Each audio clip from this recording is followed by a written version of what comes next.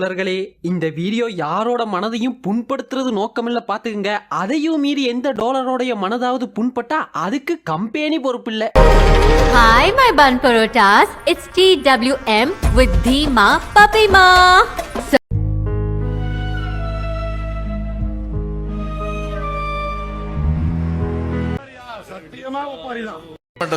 நாங்கெல்லாம் பேசணும்.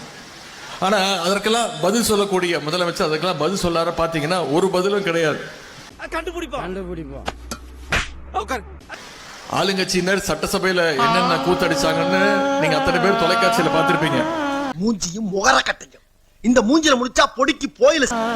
எங்களுக்கெல்லாம் ஒரு சந்தேகம், இது சட்டமன்றமா இல்ல சினிமா தியேட்டரா இல்ல ஏதாவது ஒரு ஷூட்டிங் ஸ்பாட்டுக்கு வந்துட்டோமான்னு கேட்கிற அளவுக்கு இன்னைக்கு சட்டமன்றத்துடைய தரத்தையே நம்முடைய ஆளுங்கட்சியினர் குறைத்துக் கொண்டிருக்கிறார்கள்.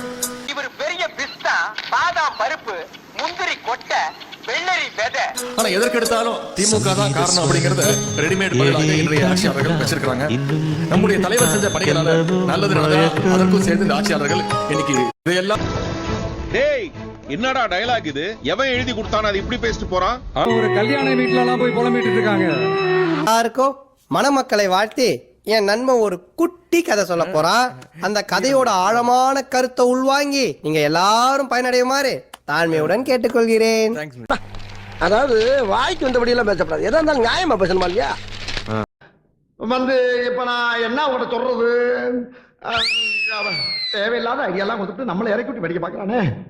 ஆட்சிக்கு வந்து 5வது நிமிஷமே குதிரை பேரத்தை ஆரம்பிச்சாங்க.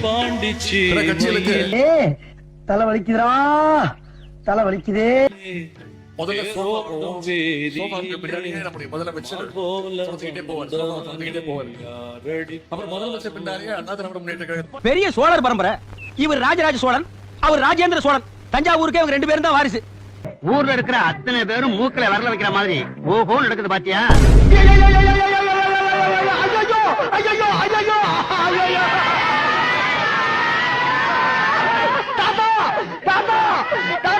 என்கிட்ட சொல்ல வந்தத பாதிலே சொல்லாம போட்டுன்னு போயிட்டீங்க தாத்தா. இது என்ன பிரமாதம்? இது விட பெசலைட் ஒண்ணு இருக்கு. கூவுடா.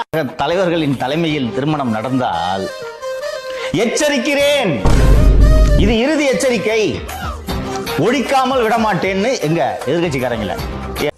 நமக்கு மட்டும் ஏன் இப்படி எல்லாம் நடக்கிறது? கல்யாணம் ஆன பொண்ணு மாப்பிள்ள என்னெல்லாம் பண்ணுவாங்க, அவங்க எதுக்குடா இதெல்லாம் கேட்கணும் அப்படின்னா அவர்களுக்கு தெரியாது. இப்போ அங்க அன்னைக்கு போனதும் ஒரு திருமணம். அரசியல்ல இதெல்லாம் சாதாரணமாப்பா. விஜய்க்கு பதில் சொல்லணும்னா வெளியே போய் பத்திரிகை சந்திப்பு நடத்தி சொல்லியா, ஏதோ பெரிய மனுஷன் கல்யாணம் நடத்தி வைன்ட்டு பொண்ணு மாப்பிள்ள 2 பேரும் கூப்பிட்டா விஜய் அவர்களே அது வேற வாயி, இது நார வாயி. என்ன சட்டசபையில தேடாதீங்க. அவரே சொல்றாரா? Very good, very good, brilliant.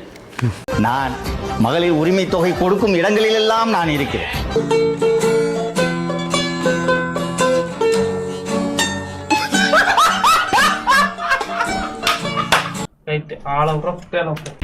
நல்லா இருக்கு. நல்லா இருக்கியா? நல்லா இருக்கு. நல்லா தானே இருக்கியா? நல்லா இருக்கு. நல்லா இருக்கும்போது நல்லா இருக்கும்போது எதுக்கு யோசிச்சுக்கிட்டு அப்படி பேசிட வேண்டியதான்.